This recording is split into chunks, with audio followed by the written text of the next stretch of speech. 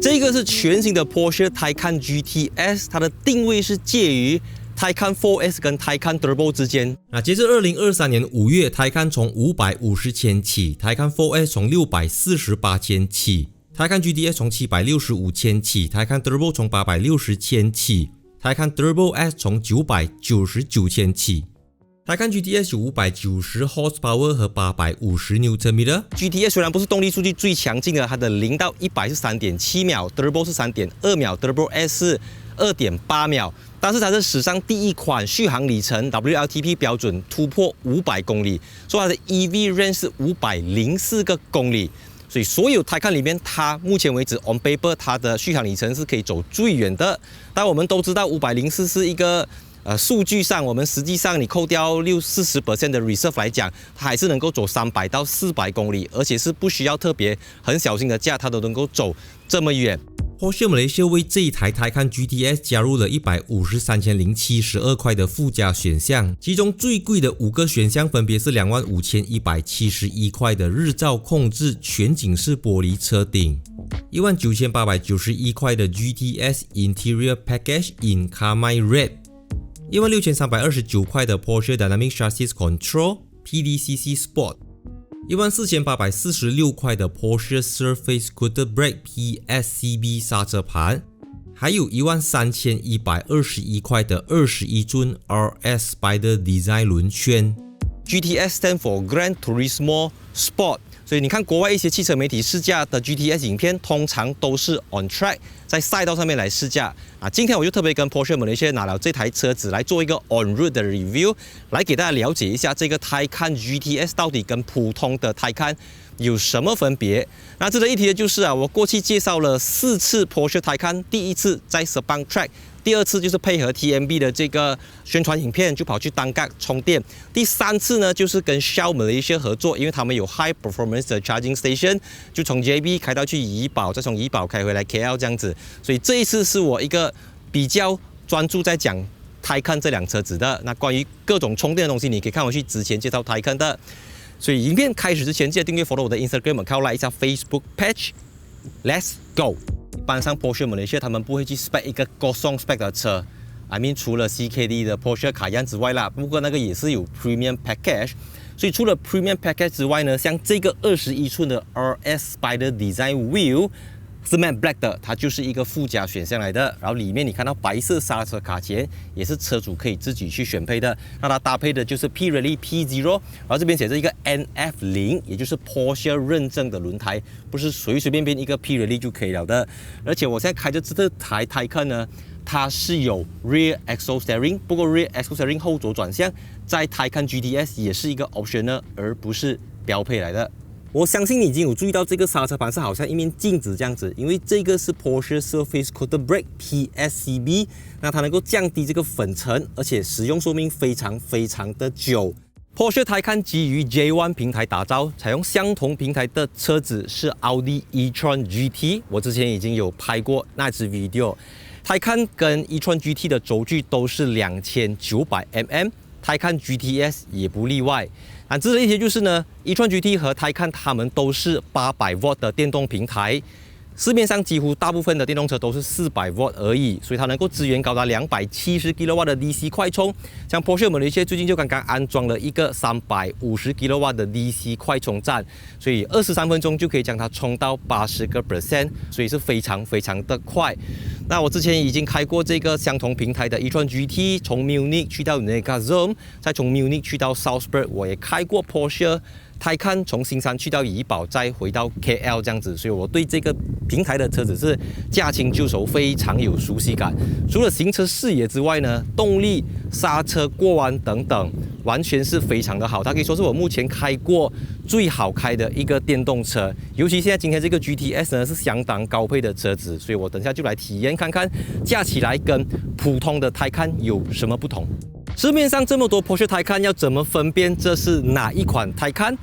连环都这边写了，然后还用的是黑色的字体。Porsche Malaysia 就为这个 Taycan GTS 呢，就加入了 Glacier Ice Blue 的这个字样，所以它的 Porsche logo， 这 Porsche 的字样是蓝色的，就跟别人的 Porsche Taycan 有很大的不同。这个 GTS 的下面的 rear bumper 这边就用了这个 High Gloss Black 高光泽黑，所以整体上它还是比普通的 Taycan 看起来多了一点暗黑感，多了一点运动感。然后这边有 Power Tailgate， 但里面的空间就真的是还好而已，你必须要依靠前面的 Front 来分担这个放行李箱的这个功能。如果是 Cross Turismo 就是整片开起来的，所以它是一个 Sedan Type 的车子，很低。OK， 这个 Porsche Taycan GTS 呢，它是一个2+2的车型，所以后面只能够坐2个人，因为你看中间这边呢，它没有给你车包，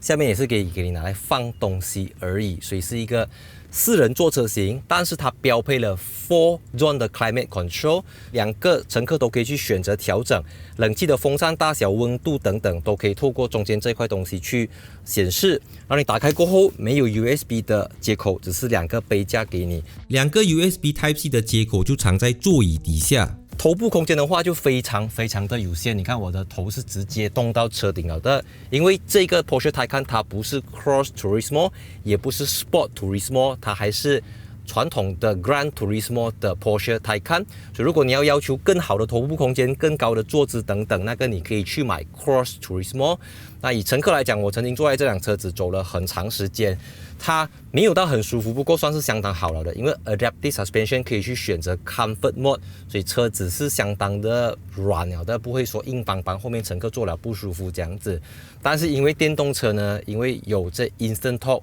瞬间扭力，所以如果司机不 behave 一直踩，乘客就会这样子。所以打开车门呢，这边写着 Taycan GTS。哇，每次上车就能够感受到车子到底有多低。Taycan GTS 从765千起，这个765千包含的 Premium Package 里面就有给你这个 Passenger Display 副驾驶荧幕，里面可以去看地图、调整音乐、打电话等等都可以。我们看到最新一代的这个 Porsche Cayenne 也是有这个东西，它中间这边一样是支援 Apple CarPlay、Android Auto。都是有的，在这边是一个电子仪表板，然后灯光这边调，悬挂这边调。它虽然不是 physical button， 不过就如 Porsche 往常的惯例，都会把东西罗列出来，让你一眼就看到东西在哪里，而不需要一直进去荧幕里面调。那中间这个冷气的地方呢，也全部是一个 touch screen 来的，就没有实体按钮。但是呢，现在这个 Porsche Taycan GTS 它这边是附加选项，有这个钟表 Sport Chrono 的指针，我非常喜欢，而且它用了这个红色是 Carmine Red， 也就是车身的颜色，就是这个胭脂红。Sport Chrono Stopwatch 包含在 GTS 内装配套，但是 Porsche Design Sub-Second Clock 的话就要补3297块，如果没有选 GTS 配套的话就是5015块。这个它是有全景式玻璃天窗，而且它这个是有 Variable Light Control， 就是你可以去切换调整它的这个灯光，你要给它亮还是给它暗这个东西，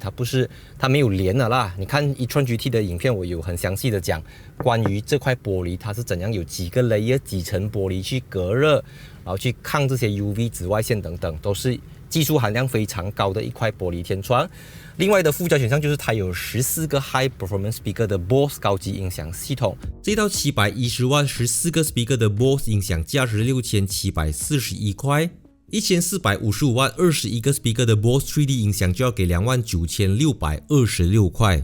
而且方向盘呢，它这个地方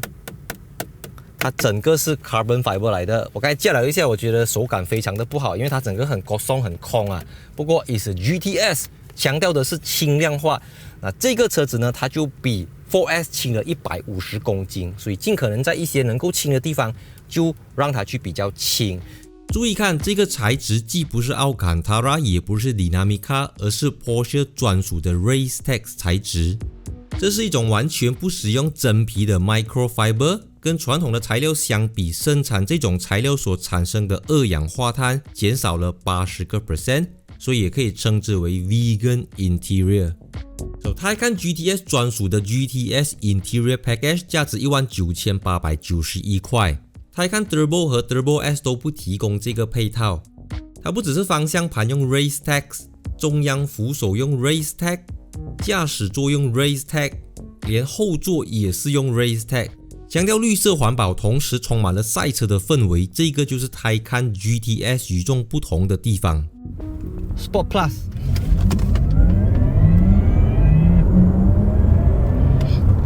这个Taycan GTS 呢，采用93 kWh 的锂离子电池，双马达，前面马达驱动前轴，后面的马达驱动后轴，它有590个 horsepower 和850 Nm， 车重的话是2295公斤。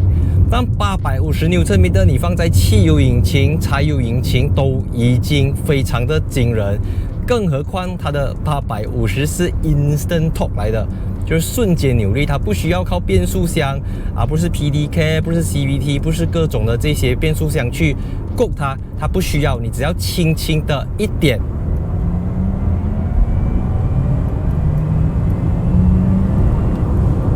每次开到电动车啊，尤其是这种800V 平台大功率输出的电动车，它就让我想起以前打 game 的时候啊，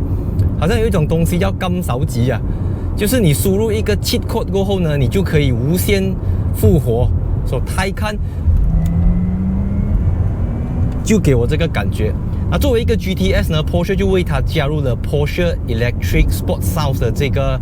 系统，所以当你去到 Sport Mode， 或者你可以透过这个 Drive 这边来去选择开关它的声音。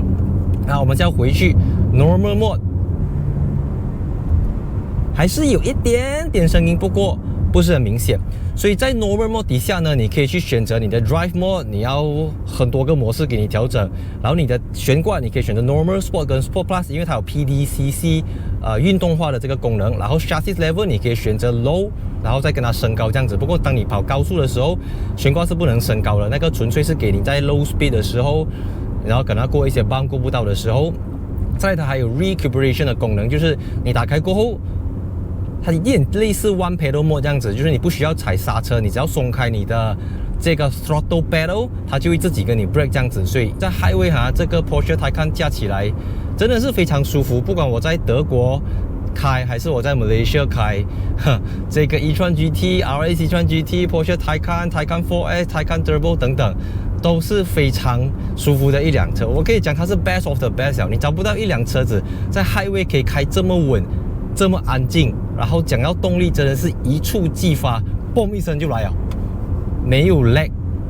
完全没有 lag， 又舒服又快。因为你走市区进卡巴，你要小心看车子太低。可是你在 highway 车子越低，这个风阻越低，然后空气力学效益等等越好。而且现在这个是21寸的打压真的是稳到你只有看到这个 speedometer 你才知道自己跑多快，因为它真的是你知道吗？超燃了的吗？这辆车子你完全，如果你不要当它是一辆汽油，你不要当它是一辆电动车的话啦，有什么理由你不要买一辆Taycan？如果你追求的是 high performance 高性能的车子，两面0到100 3.7秒，不是说特别 impress 啦，可是3.7是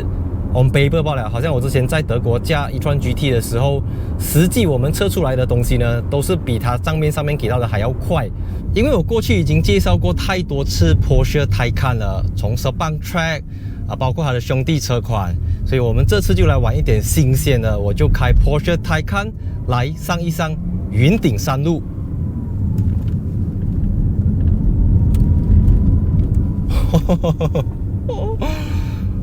一般上汽车，所谓汽车就是要吸气的，不管你是自然进气引擎还是你是 Turbo 引擎，你都会因为高海拔空气比较稀薄，而引擎转速要拉得比较高。那 Turbo 的话，你的这个 pressure 会去到比较高。可是因为电动车它不需要呼吸，所以它不会气喘吁吁，它不会有那种上气不接下气的感觉，它整个就是cheat code 来的嘛，它就是骗人了的，完全是不真实的，你完全不会觉得这个高海拔所带来让它好像不能够呼吸，没有，它要不要罢了。Porsche Taycan GTS 的 road stiffness 比一般的 Taycan 加强了20%。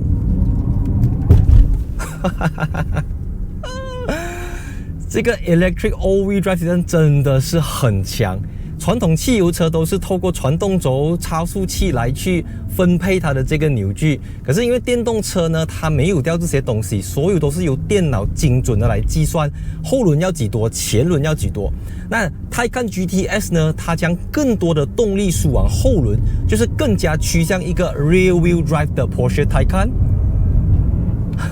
你的这个动力真的是骗人了。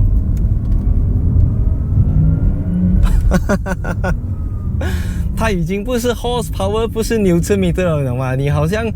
你跟大家处在不同的马路、不同的这个区域了，懂吗？好像人家可能要挥10拳，你只要挥1-2拳就达到相同的目的，而且没有声音，没有声音。轮胎21寸 Pirelli P0 有轮胎噪音罢了，还有一点风声啊 ，of course 。所以真的是。很多人讲电动车开了就回不去了，真的是回不去了。而且如果你下 track 的人就知道啊，这个电动车，尤其是 Porsche Taycan 或者是 RS 级传 GT， 因为它的 brake 是有 recuperation 的功能，所以它很难 overheat 的，很难 overheat， 因为你在收油的时候，其实它就是利用这个东西来 charge 电 charge 回你的这个 battery， 所以它不会累，懂吗？1圈、2圈、3圈、4圈、5圈，它不会累。而且你说 gearbox 有 gearbox 的极限，无论是 PDK 还是 torque converter 等等，变速箱都很伤。尤其你做这些 EV 车的 launch control 可以从白天做到下午，做到晚上都 OK， 它不会累的。As long as 你的 battery 有电 ，battery 的温度 OK， 它就一直可以，你知道吗？一直在 walk horse 这样子，一直做。你说重量吗？因为 GTS 真的是做到很硬。你 feel 不到它的这个扭力完全能够用来抵消掉它的这个车身重量2295，差不多2300公斤。你看一下，我们上这个算是云顶一个蛮陡的这个山坡了。我现在在 Sport Mode 啊，给我这样 steering 摆正，我轻轻点，一下我就到人家的车位了，真的是一下吧，而且是连我们讲迅雷不及掩耳。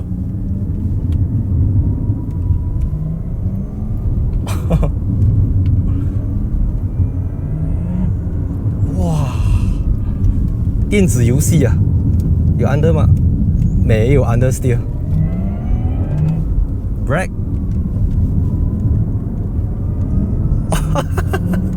他还要，只是没有 pedal shift， 怪怪的。习惯了，懂吗？你要嗡嗡嗡嗡嗡嗡嗡，没有，很假那个声音。你就会很享受跟着它一起摇摆，跟它一起摇摆，再下一层 Sport Plus 噩梦了。OK， corner 点一点。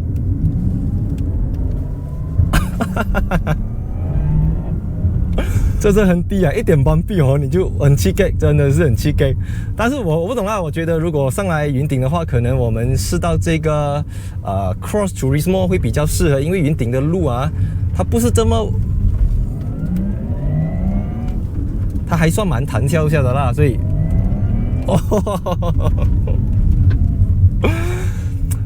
不懂啊。你问我的话，肯定是 V12、V8， 然后 V6 传统的引擎爽。可是传统的引擎，它真的是必须要将马力炸到很高，声音很大声，声嘶力竭，绞尽脑汁，使出9牛2虎之力，才能够达到这种境界。可是电动车不用，电动车不急不徐，安安静静，轻轻松松，享享受受的摇两下，哎，到了就到云顶半山，接近云顶山顶这样子好啦。这个Taycan GTS 真的是